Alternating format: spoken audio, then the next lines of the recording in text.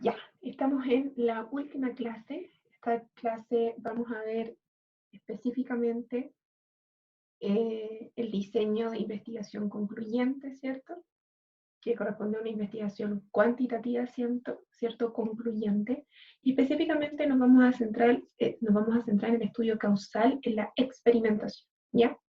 Hay solo una o dos preguntas de esto en la guía, ¿ya? Una de ellas es la última pregunta, así que vamos a tratar de hacer esta clase bien sencilla porque sé que están con hartas cosas. Así que vamos a ir revisando, ¿cierto?, cada uno de los conceptos. El estudio causal ya es un tipo de investigación que permite identificar relaciones causales que existen entre las variables. O sea, hablamos de una variable que es independiente, que como sabemos en el caso aplicado de marketing, hablamos de que las variables independientes serían el precio, el producto, la promoción, ¿cierto? Y la plaza, es decir, los componentes o las decisiones de marketing del plan táctico, del marketing mix, ¿ya? Entonces, para poder llevarlo a cabo es necesario conocer claramente el problema que se intenta medir, ¿cierto?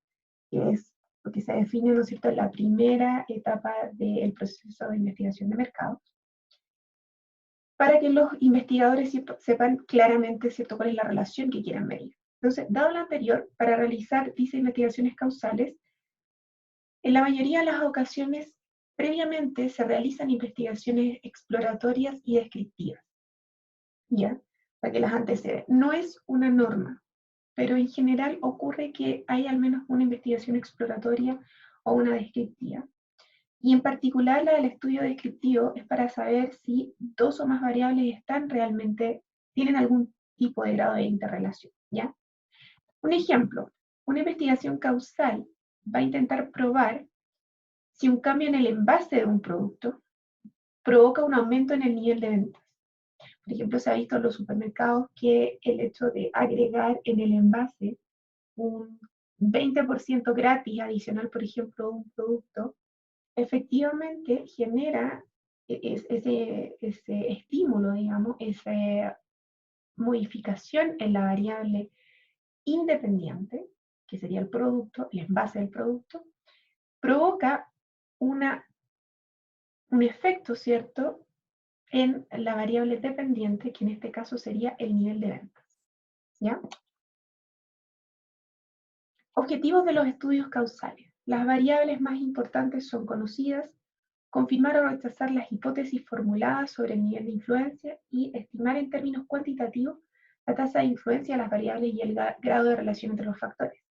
Su utilización es adecuada para la identificación de las variables independientes y dependientes, cuáles son las causas y los efectos, y determinar la naturaleza de la relación entre las variables causales y el efecto que se va a predecir. Sus características principales son el diseño planeado, es estructurado y la principal técnica es la experimentación. Una verdadera investigación experimental se considera exitosa, ¿no es cierto?, solo cuando el investigador confirma que un cambio en la variable dependiente se debe a la manipulación de la variable independiente. Es decir, si efectivamente el investigador puede confirmar cierta relación entre lo que ocurre en la variable independiente, que como les mencionaba anteriormente, puede ser cualquiera de estas decisiones del plan táctico del marketing, efectivamente genera una relación en la variable dependiente. Es importante para una investigación experimental establecer la causa y el efecto de un fenómeno, lo que significa que debe tener claro que los efectos observados en un experimento van a depender efectivamente de la causa. Es decir, si por ejemplo el experimento, siguiendo con el ejemplo anterior, tiene que ver con realizar una modificación del envase en donde aparece un 30% gratis de cierto producto, ¿cierto? La idea es tener a un grupo tal vez de supermercados en donde se haga, ¿no es cierto?, ese cambio y tratar de replicar las mismas condiciones en otro grupo de supermercados, pero en donde tal vez el envase del producto siga siendo el mismo. Y evaluar si efectivamente, tal vez en un plazo de 3 meses o 6 meses, si efectivamente el hecho de haber realizado una modificación en el envase impacta en las ventas de ese producto, ¿ya?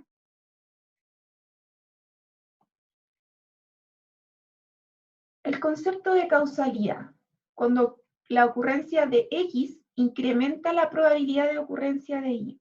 Y ahí, ojo, porque esta es la definición para la investigación de mercado, porque si hablamos del significado como cotidiano de la palabra causalidad, ocurre, yo, ¿no es cierto?, manipulo de cierta manera esta variable, realizo algún cambio en la variable X y eso provoca un cambio en la variable Y. Es decir, X, ¿no es cierto?, que es la variable independiente, Y es la variable dependiente.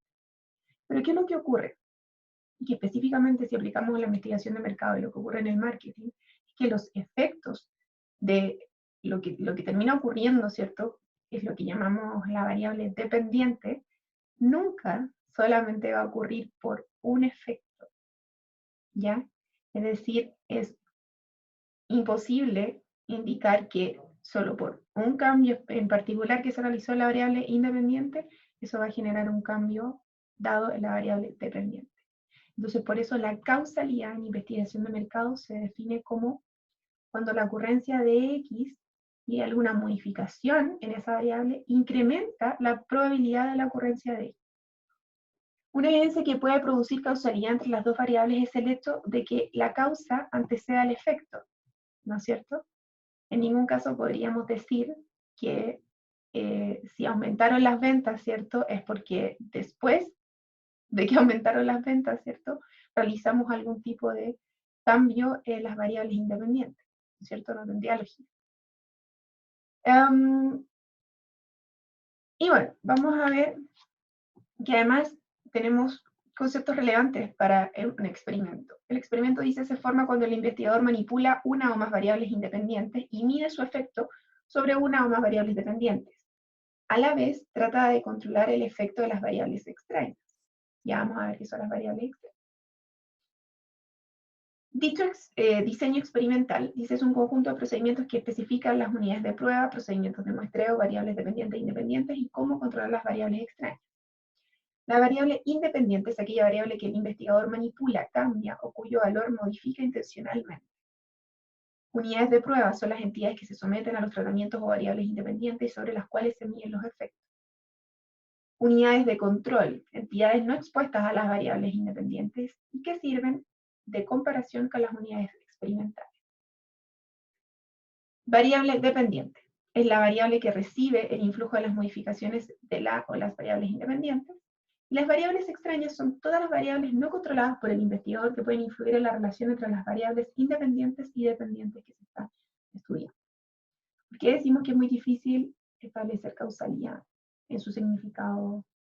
Porque el hecho, siguiendo con el ejemplo del envase, ¿cierto?, que fue modificado y que dice 30% más gratis, el hecho de que ese consumidor, ¿cierto?, o sea, de que aumente las ventas, ¿cierto?, porque fue una decisión, ¿cierto?, de los compradores, no solamente tiene que ver con el envase probablemente.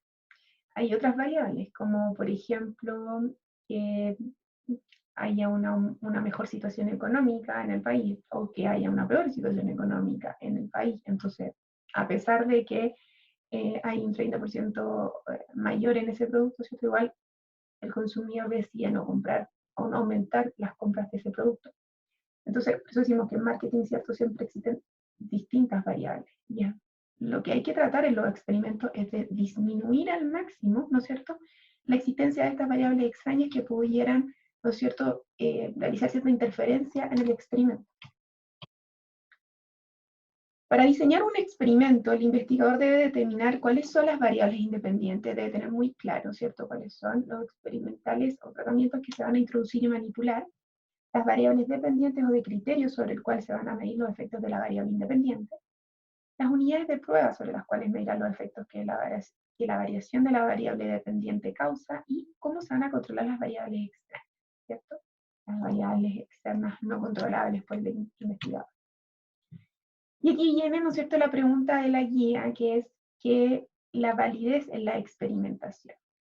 ¿De qué manera el investigador logra que su experimento sea válido? ¿Cierto? Y entonces decimos que existen dos tipos de validez, una validez interna y una validez externa. La validez interna habla del hecho de poder obtener conclusiones válidas acerca de los efectos de las variables independientes en el grupo estudio. Es decir, tiene que ver con de qué manera, en el fondo, ¿cierto? Es posible que esas variables independientes o los cambios o las modificaciones que se realizaron efectivamente sean la causa, ¿cierto?, de algún efecto de la variable dependiente. En cambio, la validez externa es hacer generalizaciones válidas a la población de mayor interés, ¿cierto? Entonces, aquí efectivamente lo que decimos es, perfecto, ¿qué tan real, ¿no es cierto?, o qué tan real fueron las condiciones del experimento para que lo que ocurrió acá efectivamente lo podamos extrapolar, ¿cierto?, al resto de la población. ¿Ya? Estoy inventando. Pero si, por ejemplo, se realiza un experimento en un país diferente, ¿cierto? Ya inmediatamente, ¿no es cierto?, tal vez los resultados de ese experimento se puedan extrapolar a otras regiones de ese mismo país, pero no a otro país. Porque en otro país tenemos una cultura distinta, hábitos de consumo distintos, economías distintas, etc. ¿Ya? En cambio, para el caso de la validez interna, ¿cierto?, la capacidad que tenga la capacidad que vaya a tener el investigador, ¿no es cierto?, de aislar o de disminuir al máximo, ¿cierto?, las variables extrañas van a ser una condición necesaria para poder establecer esta validez interna. ¿Ya? Entonces, la validez interna se trata de las condiciones necesarias para que los resultados de la investigación correspondan a una realidad y no simplemente el efecto del proceso de investigación. O incluso que haya sido una casualidad, ¿cierto?, que haya ocurrido ciertos efectos.